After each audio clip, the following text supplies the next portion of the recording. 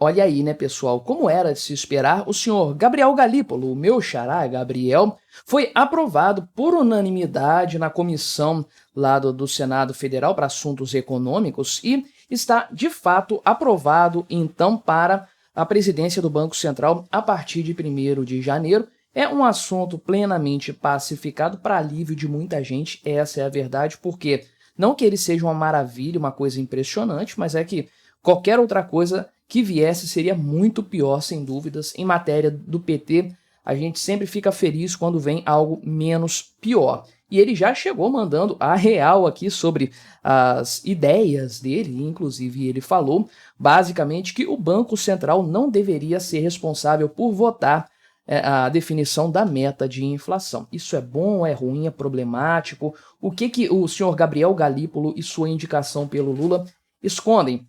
Vamos conversar aqui sobre esse tema, mas antes não se esqueça de se inscrever no meu canal se você ainda não for inscrito, e se você quiser colaborar financeiramente aqui com este meu modesto trabalho, você pode se tornar membro patrocinador do meu canal com valores a partir de R$ 1,99 por mês, não te custa tanto assim, mas me ajuda bastante, pode ter certeza disso. Pois bem, o nome do Gabriel Galípolo, o Brasil, é uma montanha russa de emoções, essa é a verdade. Lá atrás, quando falaram, lá atrás eu quero dizer no ano passado, quando falaram que o Gabriel Galípolo poderia ser o ministro lá, o presidente do Banco Central, né? Primeiro-ministro foi ótimo.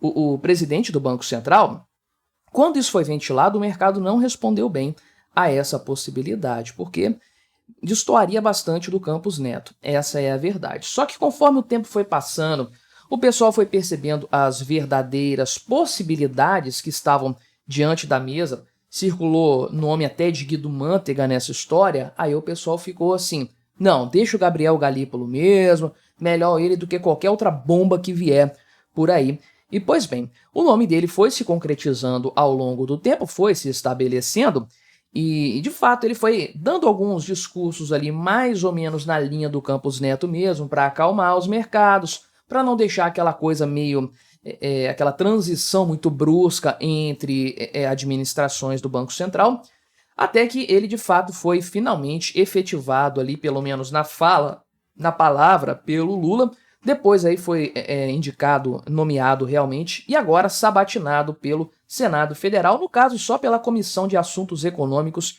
que é responsável por isso aqui, né? Então, ele falou 4 horas e meia, mais do que isso, quase 5 horas, então, respondendo às perguntas dos senadores que fazem parte dessa comissão aqui. São 26 senadores, uma comissão com bastante representatividade dentro da casa, e todos os 26 aprovaram, portanto, a sua nomeação para o comando do Banco Central a partir de 1º de janeiro de 2025, quando o senhor Campos Neto pendura as chuteiras, pelo menos do ponto de vista do Banco Central. Ele certamente vai ter outras coisas muito interessantes para a carreira dele daqui em diante, né? Não tenho dúvidas a esse respeito. Mas ele foi aqui, recebeu uma série de perguntas, falou sobre um monte de coisas, sobre a autonomia do Banco Central, e é realmente o grande ponto central. Ele falou aqui, né? Toda vez que me foi concedida a oportunidade de encontrar o presidente Lula, eu escutei de forma enfática e clara a garantia da liberdade na tomada de decisões e que o desempenho da função deve ser orientado exclusivamente pelo compromisso com o povo brasileiro. Então, né? Aqui é a grande questão. O Lula não precisa garantir isso. Isso é garantido pela lei. Não importa qual seja o presidente da República, o Banco Central vai ter essas condições aqui. E realmente o grande ponto, né, de discussão, o grande tema a ser abordado nessa história da transição do Campos Neto para o Gabriel Galípolo é realmente o quanto de autonomia o Banco Central vai ter daqui em diante, ou de janeiro em diante. Porque a verdade é que o Lula indicou o presidente do Banco Central, acabou a autonomia do Banco Central. Não é assim. A lei continua valendo da mesma forma. Então, se o Gabriel Galípolo quiser dar uma banana para o Lula e começar a agir da forma como ele quiser, endurecendo ainda mais a política monetária do Banco Central, coisa que o Lula não quer definitivamente, o Lula não pode fazer absolutamente nada a não ser aquilo que ele vem fazendo há quase 2 anos, que é ficar esperneando, chorando, botando a Gleisi Hoffmann, que é a garota de recados dele, para ficar chorando, reclamando, falando que o Banco do Brasil joga contra o povo brasileiro, está a favor dos bancões e tudo mais. Agora, agir de fato para impedir uma tomada de decisões pelo Banco Central, aí não. Ele vai ter que contar com a camaradagem do Gabriel Galípolo, né? Eu até pontuei isso aqui lá no início desse debate, quando a coisa começou a ser conversada, né? Eu até falei assim, é bem provável que o Lula coloque a pessoa mais subserviente do mundo lá no comando do Banco Central, porque ele vai ter uma oportunidade apenas de fazer isso. Ele não pode voltar atrás depois, não pode destituir o seu indicado uma vez aprovado. Então ele vai ter que acertar em cheio quando o fizer. Não dá para saber se o Gabriel Galípolo é essa pessoa, pelo menos até o momento. Mas eu digo que se ele é essa pessoa, ele tem disfarçado bem, tem feito um teatro bem comprometido aí com a causa, porque realmente ele parece ser uma transição suave do Campos Neto para alguma coisa mais à esquerda, realmente. Alguma coisa mais desenvolvimentista, menos técnica, um pouco mais política. Gabriel Galípolo parece cumprir essa função, só que não é aquela volta de 180 graus na direção anterior que o Banco Central ocupava nos tempos petistas. Parece algo, sim, mais equilibrado. E aí, a questão da autonomia, portanto, não depende do Lula, depende muito mais da intenção do Gabriel Galípolo daqui em diante do que realmente da vontade, do desejo do Lula.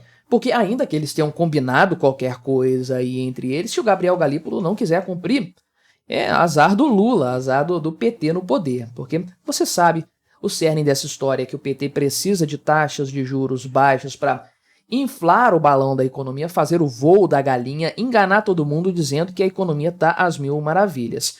E o fato é que a taxa de juros só está subindo neste momento, está no patamar alto e subindo por causa da inflação. O problema sério é que a inflação tem demonstrado de forma resiliente, inclusive eu trago números diferentes do IPCA aqui no canal para a gente analisar, e a coisa está ficando preocupante de fato, e esse é o grande cenário que causa, portanto, a necessidade de você ter uma taxa de juros mais alta para controlar isso aí. Então, o que o Lula quer, o que ele sempre quis, é, na base da marretada, empurrar essa taxa de juros para baixo. Isso resolveria os problemas dele com certeza.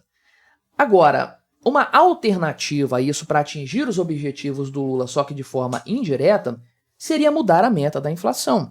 Hoje ela é 3%, com um limite máximo, uma margem de tolerância de até 4,5%. Chega até esse patamar e mantém dentro da banda permitida ali da meta de inflação.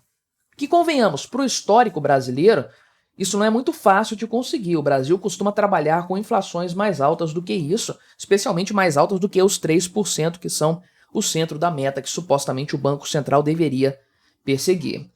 Mas, então, há a possibilidade de haver a mudança da meta de inflação ao invés de haver uma mudança da taxa de juros. Por quê? Digamos que hoje a meta de inflação fosse, vamos colocar, 4,5%, com a margem de tolerância podendo chegar até 6%. Então, a inflação estaria muito bem controlada aqui no Brasil, daria para diminuir a taxa de juros e permitir que os preços subissem um pouco mais, porque estaria dentro da meta do planejamento do governo. E aí o senhor Gabriel Galípolo, né, me vem falando aqui, ainda que de forma assim, en passant, ele não estava falando desse tema aí especificamente, ele pegou de outro assunto e emendou com esse, mas ele disse que na opinião dele, né, opinião dele por enquanto, o Banco Central não deveria votar na meta de inflação. Por quê? Quem que atualmente decide qual é a meta de inflação? É o pessoal do CMN, o Conselho Monetário Nacional, que na verdade são 3 pessoas, né, ou 3 instituições representadas ali por seus chefes, o Ministério da Fazenda, Banco Central e Ministério do Planejamento e Orçamento. Então, esses 3 indivíduos aqui decidem juntos a taxa de juros. Já é um negócio perigoso porque o governo está em maioria nisso aqui, mas o Gabriel Galípolo, inclusive, falou, né, que é um fator político, né, é a democracia, o povo escolheu esse governo aí, esse governo vai poder determinar as coisas com mais peso do que os órgãos que são puramente técnicos, institucionais. Então, ele falou aqui que acredita que o Banco Central nem deveria votar nessa meta de inflação, porque, segundo ele, né, é muito estranho que quem tenha que perseguir a meta seja responsável por estabelecer a meta que vai ser perseguida. Faz sentido realmente. Agora, em se tratando de Brasil, não basta fazer sentido, a gente tem que pensar em todas as nuances. Qual seria a meta de inflação hoje se o Banco Central não estivesse envolvido nessa história? Se ele não votasse nesse CMN? E se o Banco Central sair daqui, quem que vai entrar no lugar dele? O Lula, o próprio Lula? Um conselhão que o Lula vai criar para representar os trabalhadores, sei lá, alguma coisa desse tipo aí?